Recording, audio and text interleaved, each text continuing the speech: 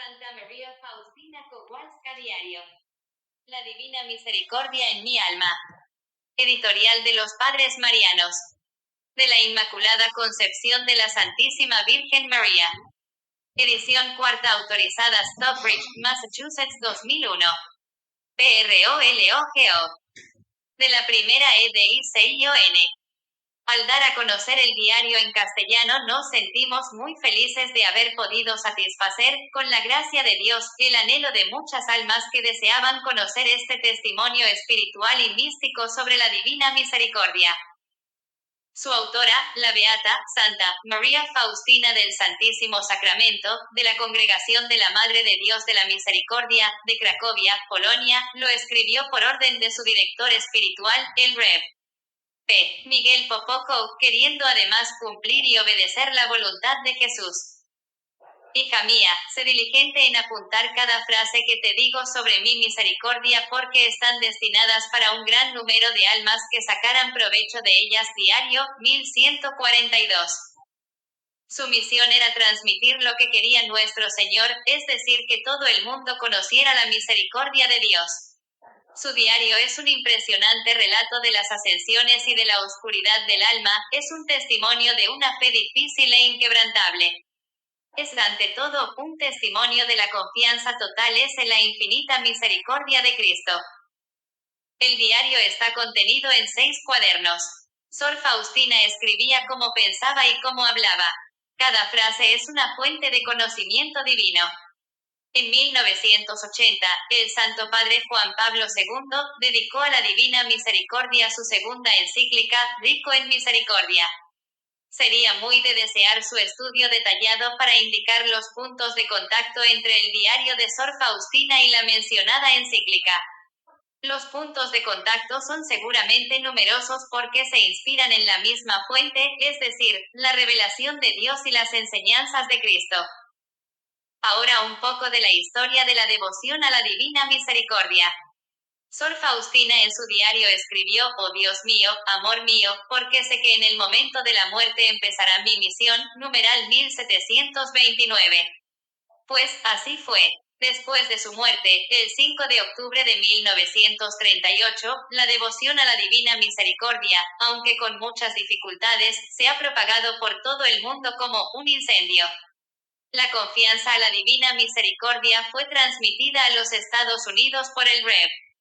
P. José Jarzebowski, de la Congregación de los Padres Marianos de la Inmaculada Concepción de la Santísima Virgen María. Él supo del mensaje de la Divina Misericordia gracias al confesor de Sor Faustina, el Rev. P. Miguel Sopoco. Después de su milagrosa liberación de manos de los hitlerianos y los rusos, pasando por el lejano oriente, en 1941 vino a los Estados Unidos. El Rev. P. José animó a sus hermanos de la futura provincia de San Estanislao Kostka a propagar el mensaje de la Divina Misericordia.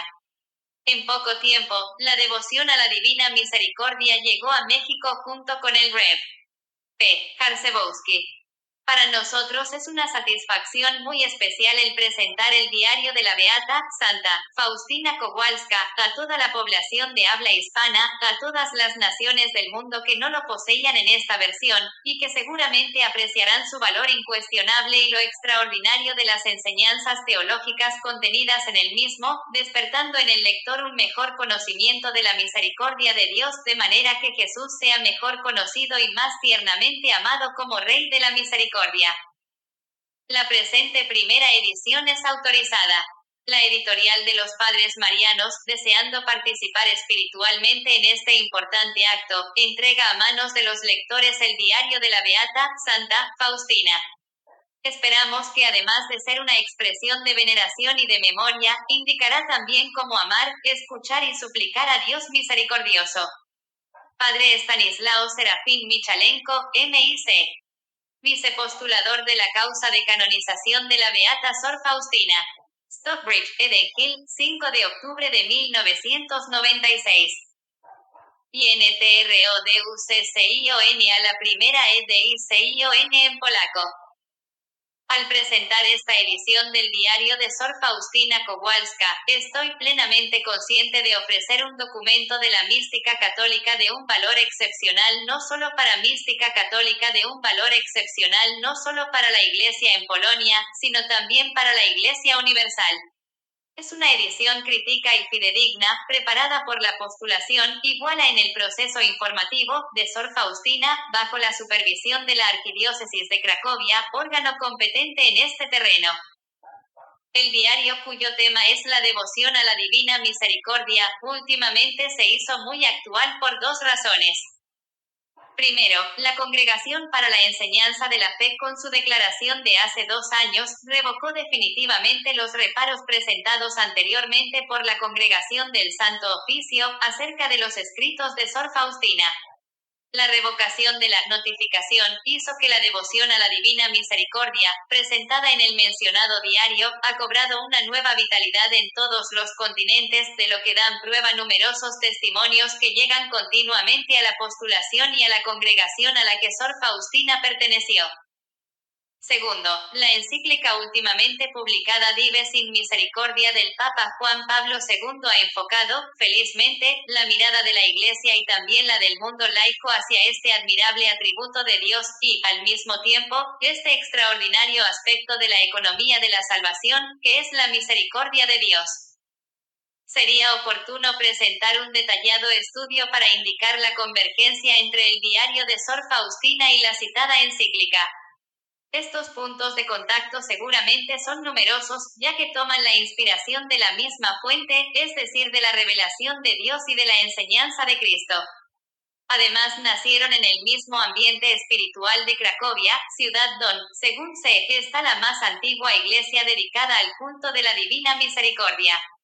Cabe subrayar también que fue el propio cardenal Karol Wojtyla, el entonces arzobispo de Cracovia, quien empezó trámites para abrir el proceso de beatificación de Sor Faustina Kowalska y dio inicio a este proceso.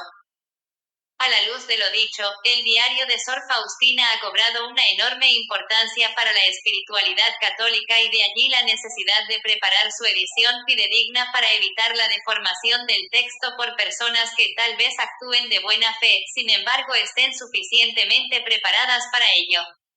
De este modo se evitarán ediciones que difieran entre sí, e incluso contengan contradicciones, tal y como fue con el diario espiritual de Santa Teresa del Niño Jesús, Historia de un alma. Durante una lectura superficial del diario llama la atención la sencillez del lenguaje e incluso las faltas gramaticales y estilísticas. Pero el lector debe tener presente que la autora del diario tenía apenas una formación básica, no completa. Las enseñanzas teológicas expuestas en el diario no dejan en el lector la menor duda de que son de carácter extraordinario. Ya este contraste entre la formación de Sor Faustina y lo sublime que es su enseñanza teológica indica la influencia especial de la gracia de Dios. Deseo recordar aquí mi encuentro con la bien conocida alma mística de nuestros, Sor Speranza, que en Colle Valenza, cerca de Todi, Italia, dio inicio al santuario Amore Misericordioso, lugar de numerosas peregrinaciones. Le pregunté a Sor Speranza si conocía los escritos de Sor Faustina y qué pensaba de ellos. Me contestó con sencillez: los escritos contienen una enseñanza maravillosa, pero durante su lectura hay que tener presente que Dios habla a los filósofos con el lenguaje de filósofos y a las almas sencillas con lenguaje sencillo, y que solo a estas últimas revela las verdades ocultas para los sabios y los sensatos de este mundo. Antes de terminar esta introducción, me permito citar un recuerdo personal más. En 1952, asistí por primera vez a una solemne beatificación en la Basílica de San Pedro. Después de la ceremonia, unas personas que también habían participado en ella, me preguntaron, ¿quién era el beatificado o la beatificada? La pregunta me produjo gran confusión, porque en aquel momento ni siquiera me recordaba quiénes eran esos beatificados, aunque me daba cuenta de que el sentido de una beatificación consiste, realmente, en proporcionar al pueblo de Dios un modelo de vida para contemplar e imitar. Entre los beatos y candidatos a subir a los altares, figuran 2 polacos. Todo el mundo los conoce y sabe quiénes han sido, qué han hecho durante sus vidas y qué mensaje nos han traído. son el Beato, Santo, Maximiliano Kolbe, mártir del amor, y Sor, Santa, Faustina Kowalska, apóstol de la Divina Misericordia. Andrei M. Descur, arzobispo titular de Tene. Roma, 20 de diciembre de 1980. INTRODUCCION. 1.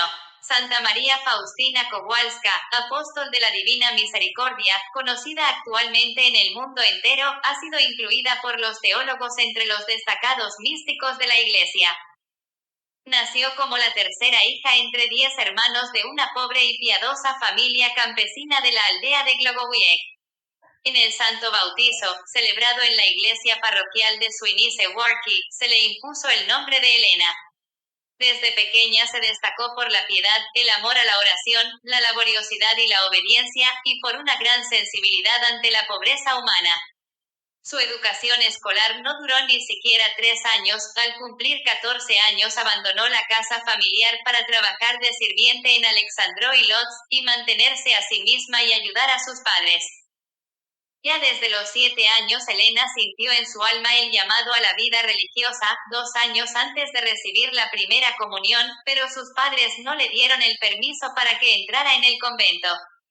Ante la negativa, la niña intentó apagar dentro de sí el llamado de Dios, sin embargo, apresurada por la visión de Cristo sufriente y las palabras de reproche. ¿Hasta cuándo me harás sufrir? ¿Hasta cuándo me engañarás? Diario 9, empezó a buscar ser aceptada en algún convento. Pero donde llamaba la despedían. Finalmente, el 1 de agosto de 1925, pasó el umbral de la clausura de la casa de la Congregación de las Hermanas de la Madre de Dios de la Misericordia, en la calle Sidnia, en Varsovia. En su diario confesó: me pareció que entré en la vida del paraíso. De mi corazón brotó una sola oración, la de acción de gracias diario, 17. Unas semanas después sintió una fuerte tentación de trasladarse a otro convento donde pudiera tener más tiempo para rezar. Entonces, el Señor Jesús, enseñándole su paz desgarrada y martirizada, dijo: tú me causarás un dolor semejante, si sales de esta congregación. Te he llamado aquí y no a otro lugar, y te tengo preparadas muchas. Gracias diario, 19. En la congregación recibió el nombre de Sor María Faustina. El noviciado lo pasó en Cracovia, donde en presencia del obispo Street Rispond hizo los primeros votos y 5 años después los votos perpetuos de castidad, pobreza y obediencia. Trabajó en distintas casas de la congregación. Pasó los periodos más largos en Cracovia, Plock y Vilna trabajando como cocinera, jardinera y portera. Para quien la observara desde fuera nada hubiera delatado su extraordinaria y rica vida mística. Cumplía sus deberes con fervor, observaba fielmente todas las reglas del convento, era recogida y piadosa, pero a la vez natural, alegre, llena de amor benévolo y desinteresado al prójimo. Toda su vida se concentraba en caminar con constancia a la cada vez más plena unión con Dios y en una abnegada colaboración con Jesús en la obra de la salvación de las almas. Jesús mío, confesó en el diario, tú sabes que desde los años más tempranos deseaba ser una gran santa, es decir, deseaba amarte con un amor tan grande como ninguna alma te amó hasta ahora, diario 1372. El diario revela la profundidad de su vida espiritual. Una lectura atente de estos escritos permite conocer un alto grado de unión de su alma con Dios, permite conocer hasta qué punto Dios se entregó a su alma y evidencia también sus esfuerzos y combates en el camino hacia la perfección cristiana. El Señor la colmó de muchas gracias extraordinarias, los dones de contemplación y de profundo conocimiento del misterio de la divina misericordia, visiones, revelaciones, estigmas ocultos, los dones de profecía, de leer en las almas humanas, y de desposorios místicos. Colmada de tantas gracias, escribió, ni las gracias ni las revelaciones, ni los éxtasis, ni ningún otro don concedido al alma la hacen perfecta, sino la comunión interior del alma con Dios. Mi santidad y perfección consisten en una estrecha unión de mi voluntad con la voluntad de Dios diario, 1107. El austero modo de vida y los agotadores ayunos que practicaba desde antes de entrar en el convento, debilitaron tanto su organismo que siendo postulante, fue enviada al balneario de Skolimov, cerca de Varsovia, para recuperar la salud. Tras el primer año de noviciado, le vinieron experiencias místicas sumamente dolorosas, las de la llamada noche oscura, y luego, sufrimientos espirituales y morales relacionados con la realización de su misión que le fue encomendada por el Señor. Sor Faustina se ofreció como víctima por los pecadores y con este propósito experimentó también diversos sufrimientos para, a través de ellos, salvar las almas de aquellos. En los últimos años de su vida aumentaron los sufrimientos interiores, la llamada noche pasiva del espíritu y las dolencias del cuerpo, se desarrolló la tuberculosis que atacó los pulmones y el sistema digestivo. A causa de ello 2 veces fue internada en el hospital de Pradnik en Cracovia, por varios meses. Extenuada físicamente por completo, pero plenamente adulta de espíritu y unida místicamente con Dios, falleció en olor de santidad, el 5 de octubre de 1938, a los 33 años, de los que 13 fueron en el convento. Su cuerpo fue sepultado en la tumba común, en el cementerio de la comunidad en Cracovia, la Giuniki, y luego, durante el proceso informativo en 1966, trasladado a la capilla. A esta sencilla monja, sin grandes estudios, pero valerosa y abandonada totalmente en Dios, el Señor Jesús le confió una gran misión, el mensaje de la misericordia dirigido a todo el mundo. Te envío, dijo, a toda la humanidad con mi misericordia. No quiero castigar a la humanidad doliente, sino que deseo sanarla, abrazarla a mi corazón misericordioso. Diario, 1588.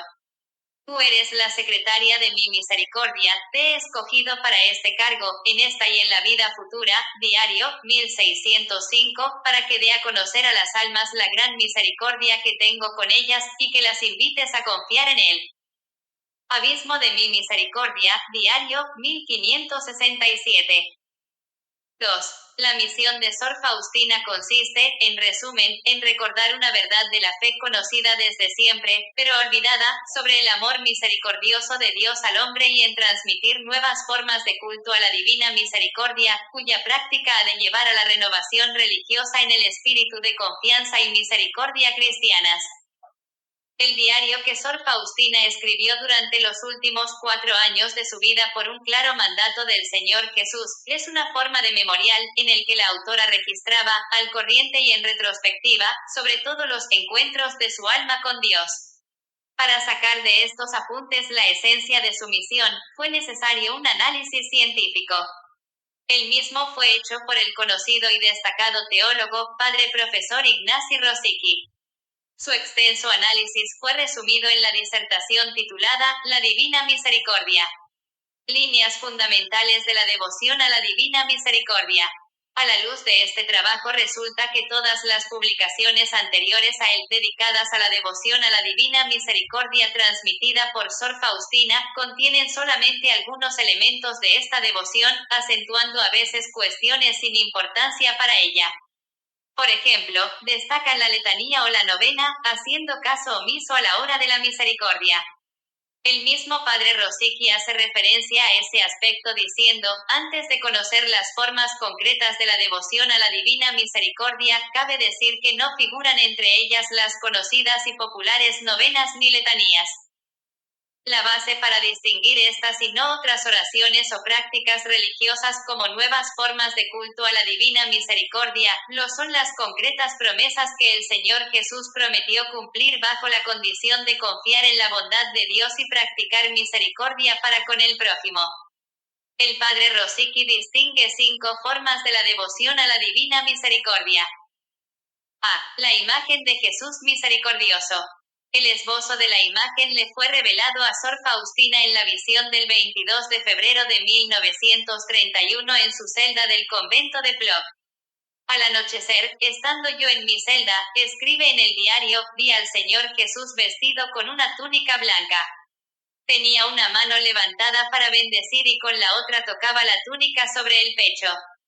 De la abertura de la túnica en el pecho, salían 2 grandes rayos, uno rojo y otro pálido. Después de un momento, Jesús me dijo, pinta una imagen según el modelo que ves, y firma, Jesús, en ti confío, diario 47. Quiero que esta imagen sea bendecida con solemnidad el primer domingo después de la Pascua de Resurrección. Ese domingo debe ser la fiesta de la misericordia, diario 49. El contenido de la imagen se relaciona, pues, muy estrechamente con la liturgia de ese domingo.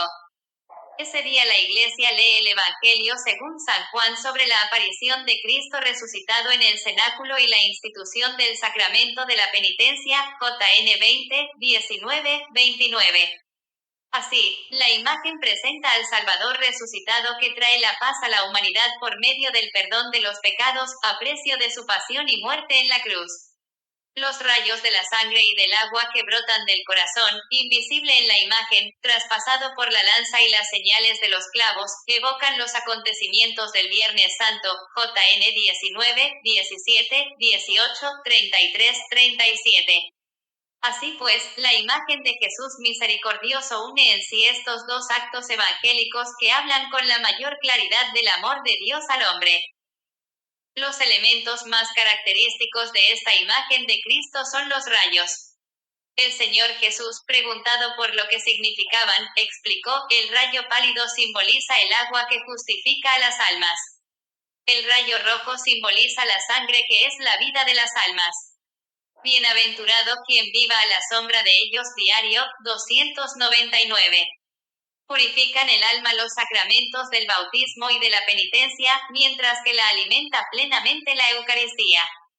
Entonces, ambos rayos significan los sacramentos y todas las gracias del Espíritu Santo, cuyo símbolo bíblico es el agua, y también la nueva alianza de Dios con el hombre contraída en la sangre de Cristo. A la imagen de Jesús misericordioso se le da con frecuencia el nombre de imagen de la Divina Misericordia. Es justo porque la misericordia de Dios hacia el hombre se reveló con la mayor plenitud en el misterio pascual de Cristo. La imagen no presenta solamente la misericordia de Dios, sino que también es una señal que ha de recordar el deber cristiano de confiar en Dios y amar activamente al prójimo. En la parte de abajo, según la voluntad de Cristo, figura la firma, Jesús, en ti confío. Esta imagen ha de recordar las exigencias de mi misericordia, porque la fe sin obras, por fuerte que sea, es inútil. Diario 742. Así comprendido el culto a la imagen, a saber, la actitud cristiana de confianza y misericordia, vinculó el Señor Jesús promesas especiales de la salvación eterna, grandes progresos en el camino hacia la perfección cristiana, la gracia de una muerte feliz, y todas las demás gracias que le fueren pedidas con confianza. Por medio de esta imagen colmaré a las almas con muchas gracias. Por eso quiero que cada alma tenga acceso a ella. Diario 570. B. La fiesta de la misericordia. De entre todas las formas de la devoción a la divina misericordia reveladas por Sor Faustina, esta es la que tiene mayor importancia. El Señor Jesús habló por primera vez del establecimiento de esta fiesta en Plock en 1931, cuando comunicó a Sor Faustina su deseo de que pintara la imagen, deseo que haya una fiesta de la misericordia. Quiero que esta imagen que pintarás con el pincel sea bendecida con solemnidad el primer domingo después de la Pascua de Resurrección. Ese domingo debe ser la fiesta de la misericordia, diario 49. La elección del primer domingo después de la Pascua de Resurrección para la fiesta de la misericordia tiene su profundo sentido teológico e indica una estrecha relación entre el misterio pascual de redención y el misterio de la divina misericordia. Esta relación se ve subrayada aún más por la novena de coronillas a la Divina Misericordia que antecede la fiesta y que empieza el Viernes Santo. La fiesta no es solamente un día de adoración especial de Dios en el misterio de la misericordia, sino también el tiempo en que Dios colma de gracias a todas las personas. Deseo, dijo el Señor Jesús, que la fiesta de la misericordia sea un refugio y amparo para todas las almas y, especialmente, para los pobres pecadores. Diario 699. Las almas mueren a pesar de mi amarga pasión. Les ofrezco la última tabla de salvación, es decir, la fiesta de mi misericordia. Si no adoran mi misericordia morirán para siempre. Diario 965. Las promesas extraordinarias que el Señor Jesús vinculó a la fiesta demuestran la grandeza de la misma. Quien se acerque ese día a la fuente de vida, dijo Cristo, recibirá el perdón total de las culpas y de las penas. Diario 300. Ese día están abiertas las entrañas de mi misericordia. Derramo todo un mar de gracia sobre aquellas almas que se acercan al manantial de mi misericordia. Que ningún alma tenga miedo de acercarse a mí, aunque sus pecados sean como escarlata. Diario 699. Para poder recibir estos grandes dones hay que cumplir las condiciones de la devoción a la divina misericordia, confiar en la bondad de Dios y amar activamente al prójimo, estar en el estado de gracia santificante, después de confesarse y recibir dignamente la Santa Comunión. No encontrará alma ninguna la justificación, explicó Jesús, hasta que no se dirija con confianza a mi misericordia, y por eso el primer domingo después de la Pascua ha de ser la fiesta de la misericordia.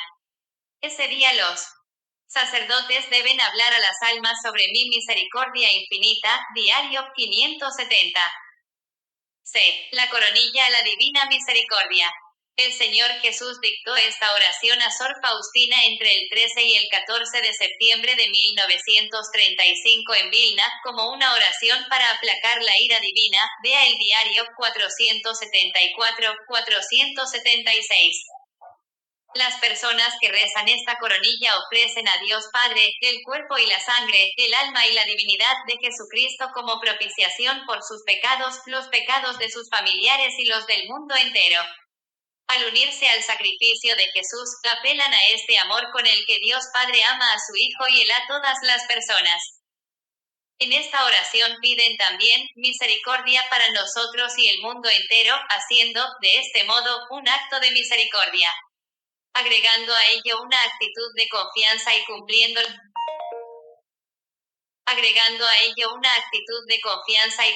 las condiciones que deben caracterizar cada oración buena, la humildad, la perseverancia, la sumisión a la voluntad de Dios. Los fieles pueden esperar el cumplimiento de las promesas de Cristo que se refieren especialmente a la hora de la muerte, la gracia de la conversión y una muerte serena. Gozarán de estas gracias no solo las personas que recen esta coronilla, sino también los moribundos por cuya intención la recen otras personas. Cuando la coronilla es rezada junto al agonizante, dijo el Señor Jesús, se aplaca la ira divina y la insondable misericordia envuelve al alma. Diario 811. La promesa general es la siguiente: quienes recen esta coronilla, me complazco en darles todo lo que me pidan. Diario 1541. Si lo que me pidan esté conforme con mi voluntad. Diario 1731. Todo lo que es contrario a la voluntad de Dios no es bueno para el hombre, particularmente para su felicidad eterna. Por el rezo de esta coronilla, dijo Jesús en otra ocasión, me acercas la humanidad. Diario 929. A las almas que recen esta coronilla, mi misericordia las envolverá, de vida y especialmente a la hora de la muerte. Diario 754. D. La hora de la misericordia.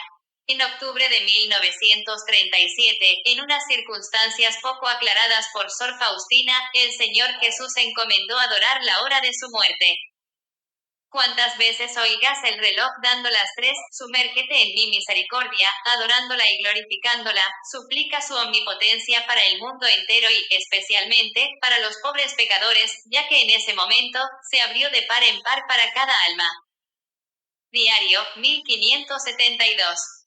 El Señor Jesús definió bastante claramente los propios modos de orar de esta forma de culto a la divina misericordia.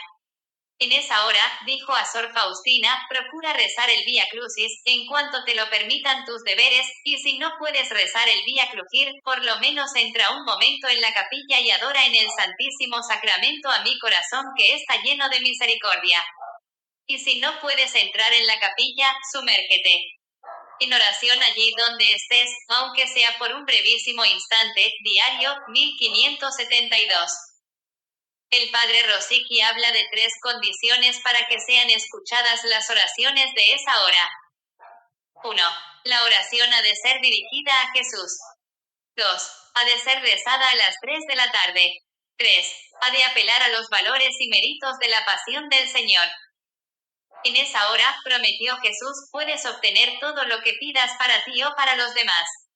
En esa hora se estableció la gracia para el mundo entero, la misericordia triunfó sobre la justicia, diario, 1572.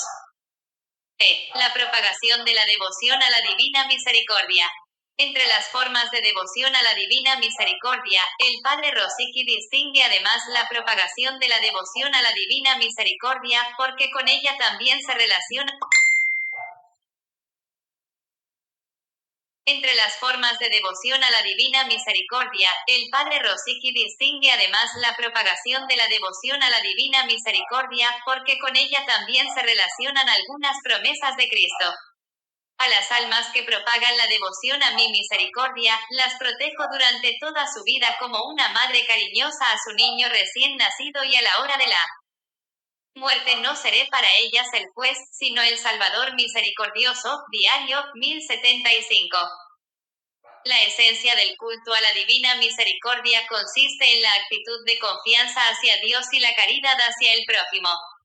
El Señor Jesús exige que sus criaturas confíen en el diario, 1059, y hagan obras de misericordia, a través de sus actos, sus palabras y su oración.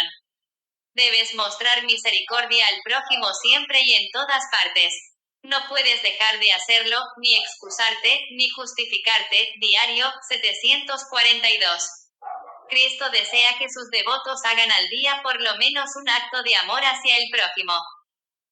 La propagación de la devoción a la divina misericordia no requiere necesariamente muchas palabras, pero sí, siempre, una actitud cristiana de fe, de confianza en Dios, y el propósito de ser cada vez más misericordioso. Un ejemplo de tal apostolado lo dio Sor Faustina durante toda su vida. El culto a la divina misericordia tiene como fin renovar la vida religiosa en la Iglesia en el espíritu de confianza cristiana y misericordia. En este contexto hay que leer la idea de la nueva congregación que encontramos en las páginas del diario. En la mente de la propia Sor Faustina este deseo de Cristo maduró poco a poco, teniendo cierta evolución, de la orden estrictamente contemplativa al movimiento formado también por congregaciones activas, masculinas y femeninas, así como por un amplio círculo de laicos en el mundo. Esta gran comunidad multinacional de personas constituye una sola familia unida por Dios en el misterio de su misericordia, por el deseo de reflejar este atributo de Dios en sus propios corazones y en sus obras y de reflejar su gloria en todas las almas. Es una comunidad de personas de diferentes estados y vocaciones que viven en el espíritu evangélico de confianza y misericordia, profesan y propagan con sus vidas y sus palabras el inabarcable misterio de la divina misericordia e imploran la divina misericordia para el mundo entero. La misión de Sor Faustina tiene su profunda justificación en la Sagrada Escritura y en algunos documentos de la Iglesia. Corresponde plenamente a la encíclica Dive sin Misericordia del Santo Padre Juan Pablo II. Para mayor gloria de la Divina Misericordia. Cracovia, Lagiuniki Sorma, Ilsvieta Siepak. De la Congregación de las Hermanas de la Madre de Dios de la Misericordia. Cuadro CRONOLOGICO de la vida de Santa María Faustina Kowalska de la Congregación de las Hermanas de la Madre de Dios de la Misericordia. 25 de agosto de 1905, Sor Faustina nace en la aldea de Glowiec, actualmente la provincia de Konin. 27 de agosto de 1905 es bautizada en la parroquia de San Casimiro en Suinice-Worki, diócesis de Lochlawek, y recibe el nombre de Elena. 1912 por primera vez oye en su alma la voz que la llama a la vida perfecta. 1914 recibe la primera comunión. Septiembre de 1917 comienza la educación en la escuela primaria. 1919 empieza a trabajar en casa de los amigos de la familia Braiszewski en Aleksandrowski. 30 de octubre de 1921 recibe el sacramento de la confirmación administrado por el obispo Vicente Taimieniecki en Alexandrovsky. 1922 vuelve a la casa familiar para pedir a los padres el permiso de reentrar en un convento, recibe la negativa. Otoño de 1922 Elena va a LO con acento agudo de Z. Durante un año trabaja en la tienda de Markiana Sadovska, en la calle Abramovskiego 29, 2 de febrero de 1923, 1 de julio de 1924. Julio de 1924 sale a Varsovia con la intención de entrar en un convento. Se presenta en la casa de la Congregación de la Madre de Dios de la Misericordia, en la calle Signia 3 novenos.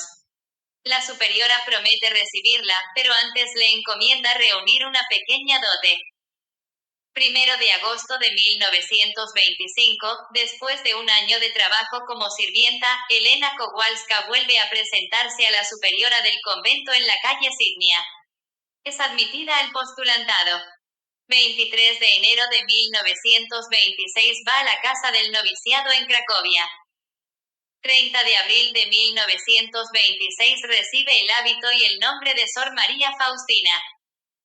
Marzo-abril de 1927 pasa por el periodo de oscuridad espiritual que durará un año y medio.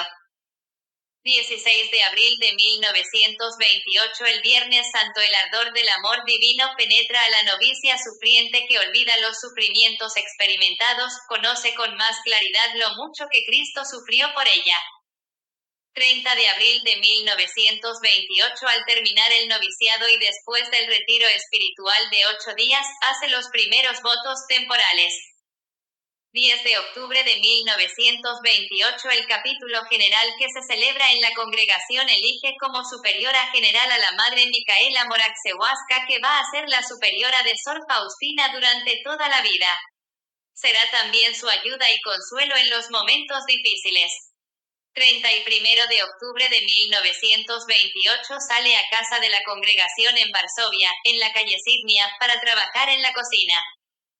21 de febrero, viaja a Vilna para sustituir a una hermana que tiene su tercera 11 de junio de 1929 probación. Junio de 1929 es mandada a la recién fundada casa de la congregación en la calle Edmanska, en Varsovia. 7 de julio de 1929 una breve estancia en Kieker Reseta, cerca de Poznan, para sustituir en la cocina a una hermana enferma. Octubre de 1929 Sor Faustina está en la casa varsoviana de la congregación, en la calle Signia. Mayo-junio de 1930 viene a la casa de la congregación en Plock. Trabaja en la panadería, en la cocina y en la tienda adjunta a la panadería. 22 de febrero de 1931 tiene una visión del Señor que le encomienda pintar una imagen según el modelo que ella ve. Noviembre de 1932 Sor Faustina viene a Varsovia para su tercera probación, de 5 meses, a la que las hermanas de la congregación se someten antes de hacer los votos perpetuos. Antes de la probación tiene el retiro espiritual en Wallendau. 18 de abril de 1933 sale a Cracovia para celebrar el retiro espiritual de 8 días, antes de los votos perpetuos. 1 de mayo de 1933 hace los votos perpetuos, el obispo Estanislao Rospón preside la ceremonia. 25 de mayo de 1933 viaja a Vilna. 2 de enero de 1934 por primera vez visita al pintor Kazimierowski que ha de pintar la imagen de la Divina Misericordia. 29 de marzo de 1934 se ofrece por los pecadores y especialmente por aquellas almas que han perdido confianza en la misericordia de Dios. Junio de 1934 queda terminada la imagen de la Divina Misericordia. Sor Faustina llora porque el Señor Jesús no es tan bello como ha sido en la visión. 12 de agosto de 1934 un fuerte desfallecimiento de Sor Faustina. El padre Miguel Sopoco le administra el sacramento de los enfermos. 13 de agosto de 1934 el mejoramiento del estado de salud de Sor Faustina. 26 de octubre de 1934 cuando Sor Faustina, junto con las alumnas, regresa del jardín para cenar, a las 6:10, ve al Señor Jesús encima de la capilla en Vilna tal y como lo vio en Plock, es decir con los rayos pálido y rojo. Los rayos envuelven la capilla de la congregación, la enfermería de las alumnas y después se extienden sobre el mundo entero.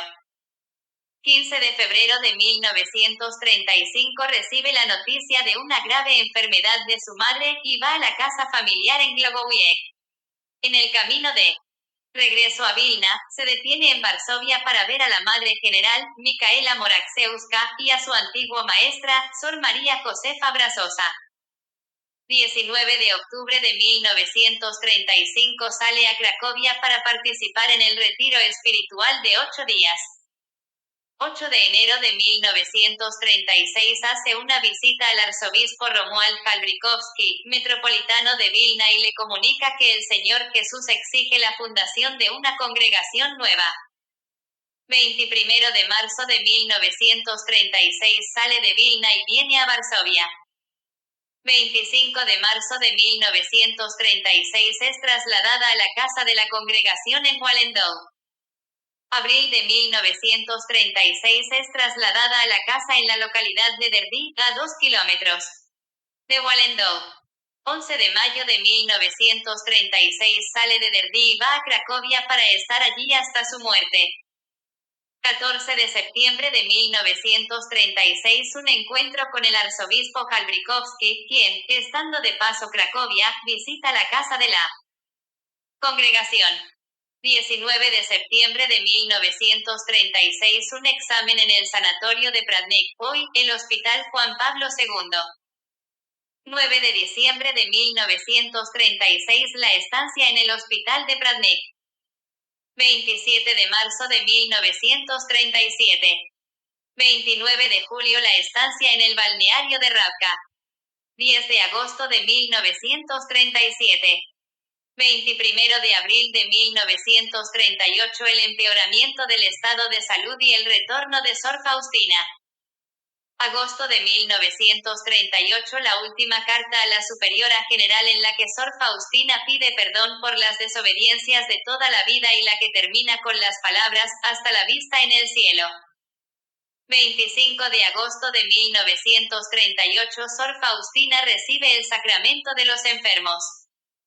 2 de septiembre de 1938 al visitar a Sor Faustina en el hospital, el padre Sofoco la encuentra en éxtasis. 7 de septiembre de 1938 el regreso del hospital al convento.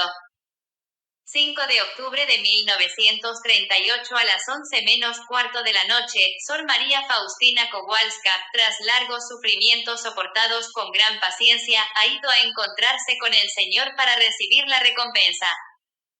7 de octubre de 1938 su cuerpo fue sepultado en la tumba común, en el cementerio de la comunidad, situado al fondo del jardín de la casa de la Congregación de las Hermanas de la Madre de Dios de la Misericordia en Cracovia.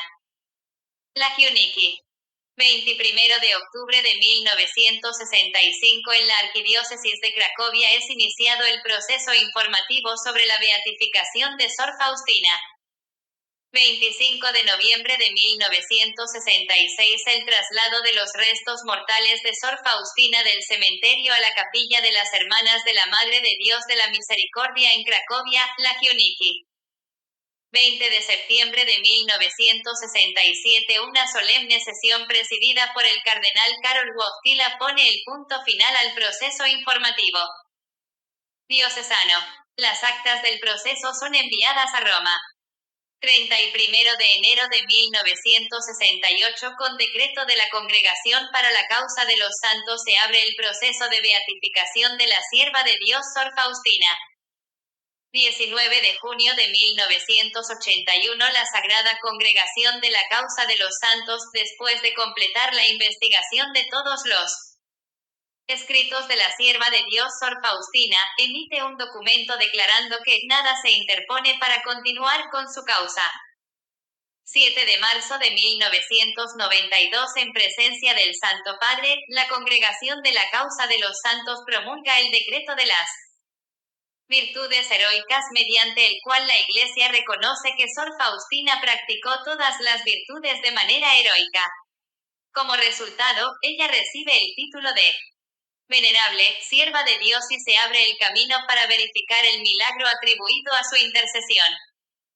21 de diciembre de 1992 el Santo Padre publica la aceptación del milagro como concedido por la intercesión de Sor Faustina y anuncia la fecha para su solemne beatificación. 18 de abril de 1993 Sor Faustina es beatificada por el Papa Juan Pablo II en Roma el primer domingo después de Pascua, día revelado por nuestro Señor a Sor Faustina como la Fiesta de la Misericordia. 30 de abril de 2000 Beata Faustina es canonizada por el Papa Juan Pablo II en Roma el primer domingo después de Pascua, en la Fiesta de la Misericordia. Primer cuaderno. La Divina Misericordia en mi alma. Diario. Sor Faustina. 1. Asterisco. 1. Amor eterno, mandas pintar tu santa imagen, 1, y nos revelas la fuente inconcebible de la misericordia. Bendices a quien se acerca a tus rayos. Y el alma negra se convierte en nieve. Oh dulce Jesús, aquí, 2, has establecido el trono de tu misericordia. Para dar alegría y ayudar al pecador. De tu corazón abierto, como de un manantial puro, fluye el consuelo para el alma y el corazón contrito. Que el honor y la gloria para esta imagen no dejen de fluir de las almas de los hombres, que cada corazón glorifique la divina misericordia ahora y por los siglos de los siglos y en cada hora. Oh Dios mío. 2. Cuando miro hacia el futuro, me atemorizo, pero ¿por qué sumergirse en el futuro? Para mí solamente el momento actual es de gran valor, ya que quizá el futuro nunca llegue a mi alma. El tiempo que ha pasado no está en mi poder cambiar, corregir o agregar. No pudo hacerlo ningún sabio ni profeta. Así que debo confiar a Dios lo que pertenece al pasado. Oh momento actual, tú me perteneces por completo, deseo aprovecharte cuanto pueda. Y aunque soy débil y pequeña, me concedes la gracia de tu omnipotencia.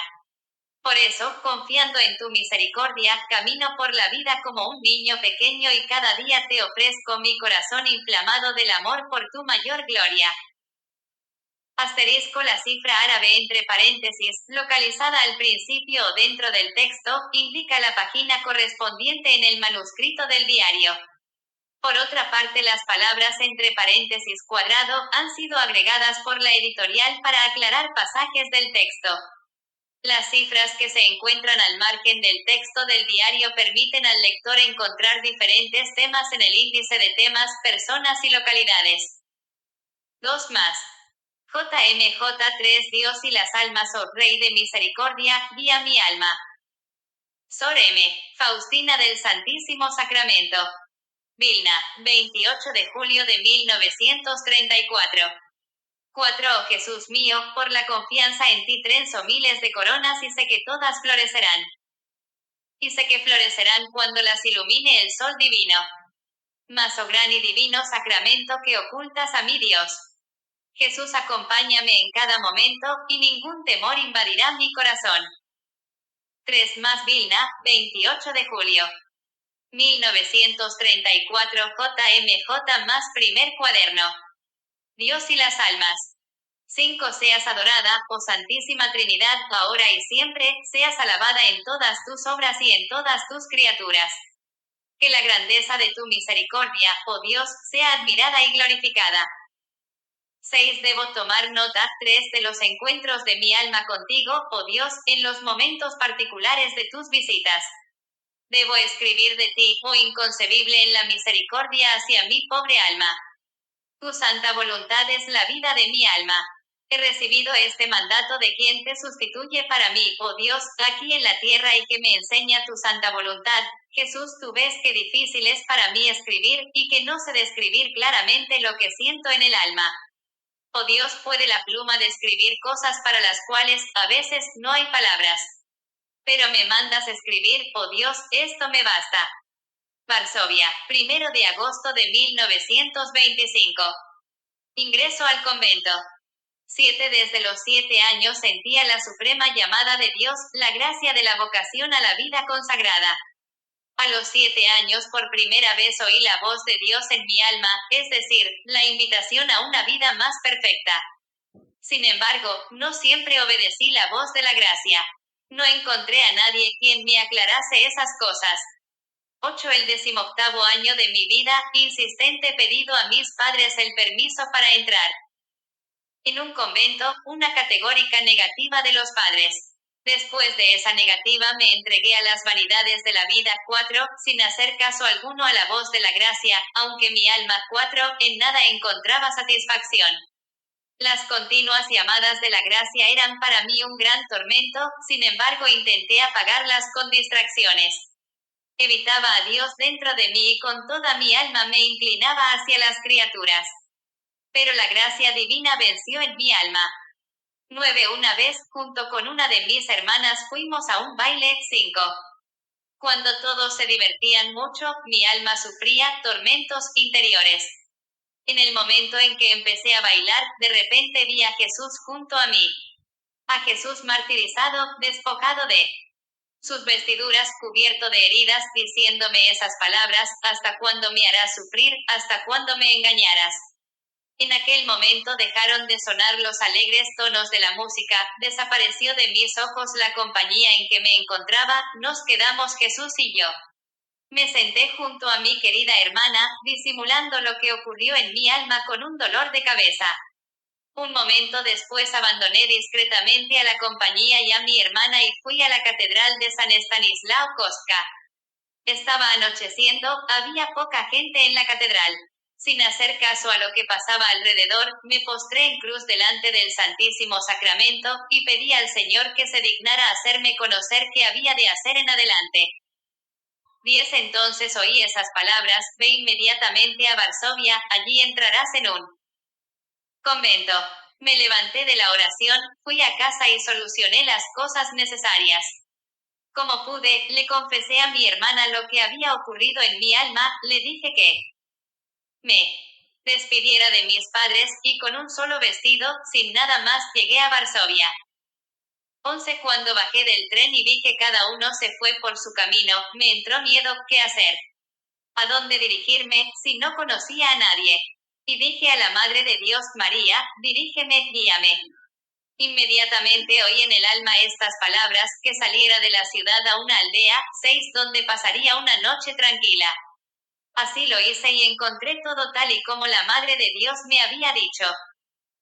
12. Al día siguiente, a primera hora regresé a la ciudad y entré en la primera iglesia. 7. Que encontré y empecé a rezar para que siguiera revelándose en mí la voluntad de Dios. Las santas misas seguían una tras otra. Durante una oí estas palabras: ve a hablar con este sacerdote. 8. Y dile todo, y él te dirá lo que debes hacer en adelante. Terminada la Santa Misa. 5. Fui a la sacristía y conté todo lo que había ocurrido en mi alma y pedí que me indicara en qué convento debía estar. 13. Al principio el sacerdote se sorprendió, pero me recomendó confiar mucho en que Dios lo arreglaría. Entre tanto yo te mandaré, dijo, a casa de una señora piadosa. 9. Donde tendrás alojamiento hasta que entres en un convento. Cuando me presenté en su casa, la señora me recibió con gran amabilidad. Empecé a buscar un convento, pero donde llamaba me despedían. 10. El dolor traspasó mi corazón y dije al Señor: ayúdame, no me dejes sola. Por fin llamé a nuestra puerta. 11. 14. Cuando salió a mi encuentro la Madre Superiora. 12. La actual Madre General Micaela, tras una breve conversación, me ordenó ir al dueño de la casa y preguntarle si me recibía. Enseguida comprendí que debía preguntar al Señor Jesús. Muy feliz fui a la capilla y pregunté a Jesús: dueño de esta casa, ¿me recibes? Una de las hermanas de esta casa me ha dicho que te lo pregunte. Enseguida oí esta voz: te recibo, estás en mi corazón. Cuando regresé de la capilla, la Madre Superiora primero me preguntó: pues bien, ¿te ha recibido el Señor? Contesté que sí. Si el Señor te ha recibido, yo también te recibo. 15. Tal fue mi ingreso. Sin embargo, por varias razones, más de un año tuve que estar en el mundo, en casa de esta piadosa señora. 13. Pero no volví ya a mi casa. En aquella época tuve que luchar contra muchas dificultades, sin embargo Dios no me escatimaba en su gracia. Mi añoranza de Dios se hacía cada vez más grande. Esta señora, aunque muy piadosa, no comprendía la felicidad que da la vida consagrada y en su bondad, empezó a proyectarme otros planes de vida, pero yo sentía que tenía un corazón tan grande que nada podía llenarlo. 16. Entonces me dirigí a Dios con toda mi alma sedienta de Él. Eso fue durante la octava de Corpus Christi 14. Dios llenó mi alma con la luz interior para que lo conociera más profundamente como el bien y la belleza supremos. Comprendí cuánto Dios me amaba. Es eterno su amor hacia mí. Eso fue durante las vísperas. Con las palabras sencillas que brotaban del corazón, hice a Dios 6, el voto de castidad perpetua. A partir de aquel momento sentí una mayor intimidad con Dios, mi esposo. En aquel momento hice una celdita en mi corazón donde siempre me encontraba con Jesús. 16. Por fin llegó el momento cuando se abrió para mí la puerta del convento. Eso fue el 1 de agosto 15, al anochecer, en vísperas de la fiesta de la Madre de Dios de los Ángeles. Me sentía sumamente feliz, me pareció que entré en la vida del paraíso. De mi corazón brotó una sola oración, la de acción de gracias. 17. Sin embargo, 3 semanas después vi que aquí había muy poco tiempo para la oración y que muchas otras cosas me empujaban interiormente a entrar en un convento de regla más estricta. Esta idea se clavó en mi alma, pero no había en ella la voluntad de Dios. No obstante, la idea, es decir, la tentación, se hacía cada vez más fuerte hasta que un día decidí hablar con la Madre Superiora y salir decididamente. Pero Dios vio las circunstancias de tal modo que no pude hablar con la Madre Superiora. 16. Antes de acostarme, entré en una pequeña capilla. 17, y pedí a Jesús la luz en esta cuestión, pero no recibí nada en el alma, solo me llenó una extraña inquietud que no llegaba a comprender. A pesar de todo decidí que a la mañana siguiente, después de la Santa Misa, le comunicaría a la Madre Superiora de mi decisión. 18. Volví a la celda, las hermanas estaban ya acostadas y la luz apagada. No sabía qué hacer conmigo. Me tiré al suelo y empecé a rezar con fervor para conocer la voluntad de Dios. En todas partes había un silencio como en el tabernáculo. Todas las hermanas, como las hostias blancas, descansan encerradas en el cáliz de Jesús, y solamente desde mi celda Dios oye el gemido de mi alma. No sabía que después de las 9, sin autorización, no estaba permitido rezar en las celdas. 18. Después de un momento, en mi celda se hizo luz y en la cortina vi el rostro muy dolorido del Señor Jesús. Había llagas abiertas en todo el rostro y 2 grandes lágrimas caían en la sobrecama. Sin saber lo que todo eso significaba, pregunté a Jesús: Jesús, ¿quién te ha causado tanto dolor? Y Jesús contestó: tú me vas a herir dolorosamente si sales de este convento. Te llamé aquí y no a otro lugar. Y te tengo preparadas muchas gracias. Pedí perdón al Señor Jesús e inmediatamente cambié la decisión que había tomado. 7. Al día siguiente fue día de confesión. Conté todo lo que había ocurrido en mi alma, y el confesor, 19, me contestó que había en ello una clara voluntad de Dios que debía quedarme en esta congregación y que ni siquiera podía pensar en otro convento. A partir de aquel momento me siento siempre feliz y contenta. 19. Poco después me enfermé. 20. La querida Madre Superiora me mandó de vacaciones junto con otras 2 hermanas. 21. A Skolimov, muy cerquita de Varsovia. En aquel tiempo le pregunté a Jesús por quién debo rezar todavía. Me contestó que la noche siguiente me haría conocer por quién debía rezar.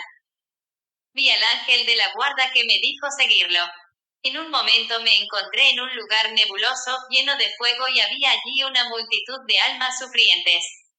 Estas almas estaban orando con gran fervor, pero sin eficacia para ellas mismas. Solo nosotros podemos ayudarlas. Las llamas que las quemaban, a mí no me tocaban. Mi ángel de la guarda no me abandonó ni por un solo momento. Pregunté a estas almas cuál era su mayor tormento. Y me contestaron unánimemente que su mayor tormento era la añoranza de Dios. Vi a la Madre de Dios que visitaba a las almas en el purgatorio. Las almas llaman a María, la estrella del mar. Ella les trae alivio. Deseaba hablar más con ellas, sin embargo mi ángel de la guarda me hizo seña de salir. Salimos de esa cárcel de sufrimiento.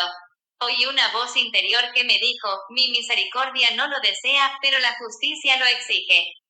A partir de aquel momento me uno más estrechamente a las almas sufrientes.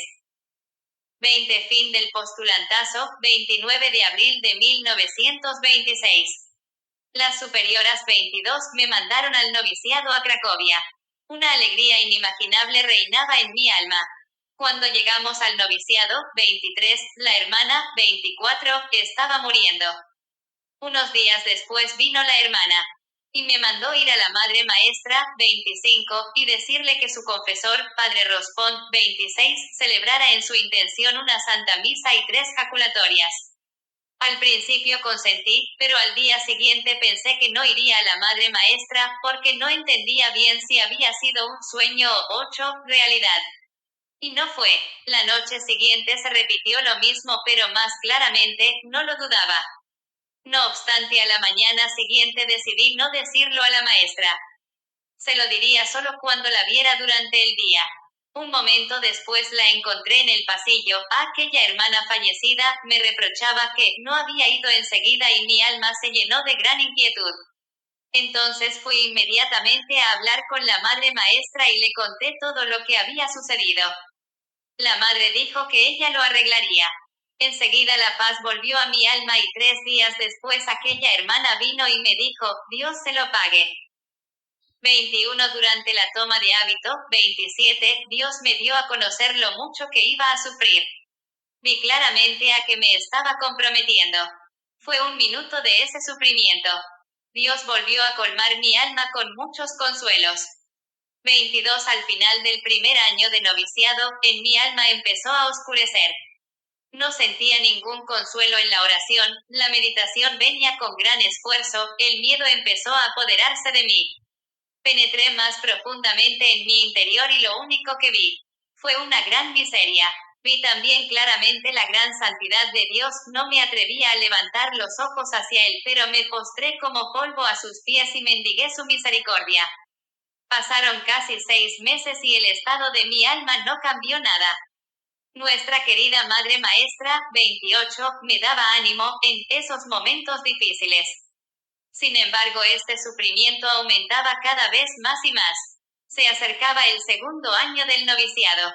Cuando pensaba que debía hacer los votos, mi alma se estremecía. No entendía lo que leía, no podía meditar. Me parecía que mi oración no agradaba a Dios. Cuando me acercaba a los santos sacramentos me parecía que ofendía aún más a Dios. Sin embargo, el confesor, 29, no me permitió omitir ni una sola santa comunión.